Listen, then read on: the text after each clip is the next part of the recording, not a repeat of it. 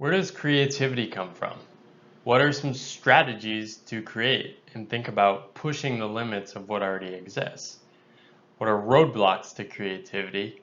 And what are some ways to overcome these roadblocks? I'm going to explore this with some insights from creators and people who have been thinking about creativity and design for a long time. How do we actually create?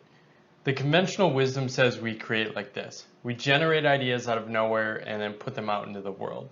However, when you talk to creative people, there's a much different process that occurs.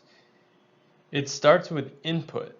This is where people read deeply, they're exploring life on their own, they're having conversations with people, and often starting the process of testing out and seeing connections between different ideas. Also, when you talk to creators, you find that there's a much different process, it's much more iterative. Here's Gretchen Rubin.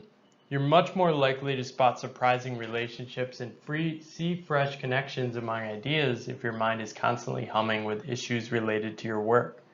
When I'm deep in a project, everything I experience seems to relate to it in a way that's absolutely exhilarating. So creativity spurs more creativity. Often as part of that process too, it leads people to more sources for more input, which leads to more ideas. Isaac Asimov is a writer and academic who was very prolific in his career. He wrote an essay later in his life pondering where do good ideas come from? In his observations, he felt there were a few factors. One, you need deep expertise in a particular field. Two, you need to be able to make connections between different items. And three, he found that people that came up with good ideas were often unconventional in their habits. What is deemed creative? What is accepted by people as new and interesting? George Loewy, a famous designer, came up with the idea of Maya, most advanced yet acceptable. And the quote here sums it up. To sell something surprising, make it familiar. And to sell something familiar, make it surprising. There's a great Atlantic essay on this idea, and I'll link up to that below. Here is Alan Gannett, who wrote a book called The Creative Curve in 2018. And I love this visual of thinking about ideas. You need to figure out how to find the sweet spot. Not too esoteric and not too cliche or familiar. We see this concept all over in today's world.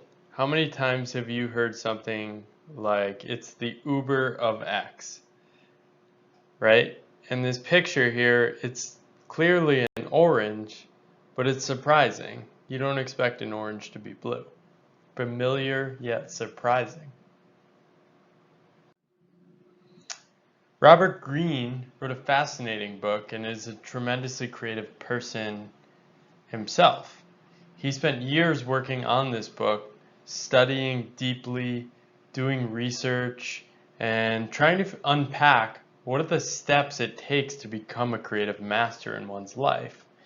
And he found a core principle is that creativity by nature is an act of boldness and rebellion.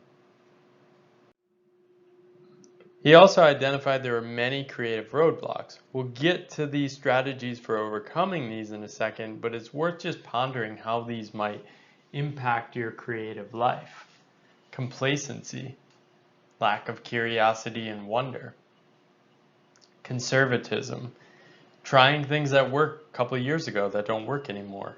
Dependency, relying on your boss or people in a certain field to judge what good is. Impatience, not willing to put in the long, slow, hard work of creative work. Grandiosity, becoming too attached to the praise from your work. Inflexibility, not willing to consider different ways of completing something. Perfectionism, being too tied to the idea that something is perfect. In Mastery, he also offers a number of strategies to overcome these roadblocks. One, which I love, is summed up by this John Keats quote about developing a negative capability. It's trying to sit in the uncertainties, mysteries, doubts, without any irritable reaching after fact and reason. I think anyone who has grappled with something that's hard to understand can understand this quote. Here's Austin Kleon, a creator who talks about his creative process and embracing the uncertainty that comes with it. Own spot, a place of not knowing. I think people don't get this about creative work is that creative work runs on uncertainty. Like it runs on not knowing what you're doing. I mean, I've read a lot of interviews with musicians, like someone like Tom Waits or Tom York, or I don't know why I'm mentioning Toms, but those are what are coming to mind. But they'll say like, when the well runs dry with songwriting, they'll pick up an instrument that they don't really know very well. And then figuring out that instrument, they'll come up with all sorts of new ideas. And I look at it, and my 6-year-old's the same way. I mean, he'll just pick up. You don't have to show him very much on stuff, and he just goes for it. Man. There's like this. It's weird because it's like a confidence in uncertainty. You know what I mean? It's like a confidence in not knowing. It's like you're like, well, I don't know what I'm doing, but I have a confidence that I can figure it out. The really mechanical guys I know. The people I know who are really good with their hands, like just.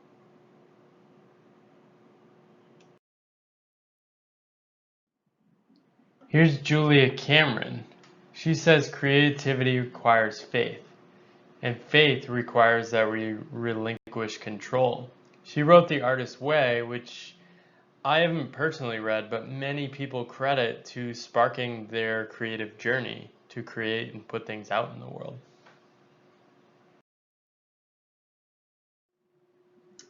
Strategy 2, I love this one, is taking a walk.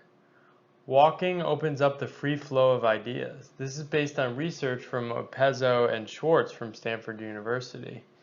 This can be a simple way to break patterns of your thinking, come up with new ideas, and figure out better ways of communicating what you want to in the world.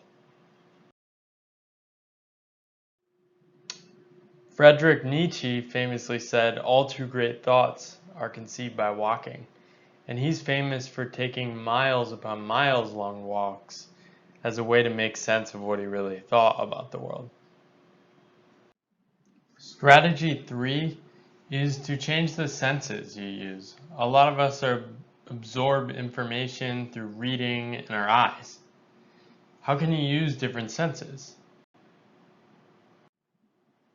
Here's an example from Grant Achatz, who's a chef at Alinea, one of the top restaurants in the world. And on the left is a food creation they made after he asked his team, how can we make food that floats?